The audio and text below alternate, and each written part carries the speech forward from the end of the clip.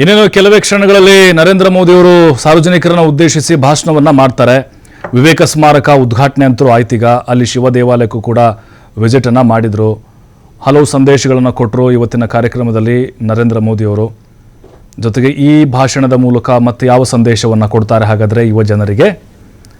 ವಿವೇಕಾನಂದರು ಯಾವ ರೀತಿಯಾಗಿ ತಮ್ಮ ಜೀವನದ ಉದ್ದಕ್ಕೂ ಇಡೀ ದೇಶಾದ್ಯಂತ ಸಂಚಾರವನ್ನು ಮಾಡಿ ಯುವಕರನ್ನು ಜಾಗೃತಿಗೊಳಿಸುವಂಥ ಒಂದು ಕೆಲಸವನ್ನು ಮಾಡಿದರು.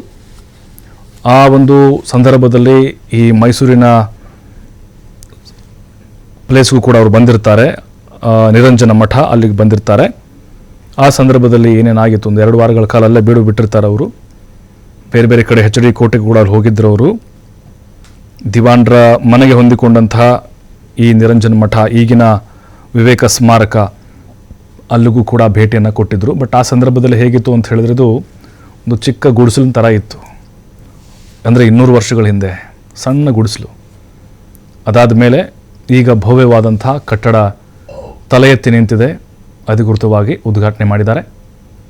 ನೋಡ್ತಾ ಇದ್ದೀವಿ ನಾವು. ಇದು ರಾಮಕೃಷ್ಣ ಪರಮಹಂಸರು ನೋಡಿ, ಅವರ ಫೋಟೋ ಕೂಡ ಇದೆ ನೋಡಿ. ಧ್ಯಾನ ಮಾಡ್ತಿದ್ದಾರೆ ಪ್ರಧಾನಿ ನರೇಂದ್ರ ಮೋದಿಯವರು. ಧ್ಯಾನಕ್ಕೆ ಕೂತಿದ್ದಾರೆ. DK ಶಿವಕುಮಾರ್ ಅವರು ಕೂಡ ಇದ್ದಾರೆ ಇಲ್ಲಿ. ವೇದಿಕೆ ಕಡೆಗೆ ಈಗಾಗಲೇ ನರೇಂದ್ರ ಮೋದಿಯವರು ಬಂದಿದ್ದಾರೆ. ಇನ್ನೇನು ಕೆಲವೇ ಕ್ಷಣಗಳಲ್ಲಿ ಅಲ್ಲಿ ಬಂದಂತಹ ಜನರನ್ನು ಉದ್ದೇಶಿಸಿ ಭಾಷಣವನ್ನು ಮಾಡಲಿದ್ದಾರೆ. ಅಲ್ಲಿ ಕೆಲ ಕಾಲ ಧ್ಯಾನಾಸಕ್ತರಾಗಿದ್ದರು ಪ್ರಧಾನಿ ನರೇಂದ್ರ ಮೋದಿಯವರು. ಪ್ರಾರ್ಥನೆಯನ್ನು ಕೂಡ ಮಾಡಿದ್ದಾರೆ. ಮತ್ತು ಅಲ್ಲಿ ಕೆಲವೊಂದಿಷ್ಟು ವಿಡಿಯೋ ಕ್ಲಿಪ್ಪಿಂಗ್ಗಳನ್ನು ಕೂಡ ವೀಕ್ಷಣೆ ಮಾಡಿದರು. ಆ ಒಂದು ಆಶ್ರಮ ನಡೆದು ಬಂದಂಥ ಹಾದಿ ಹೇಗಿತ್ತು, ಅಲ್ಲಿದ್ದಂಥ ಸವಾಲುಗಳೇನಿತ್ತು ಅಂತ.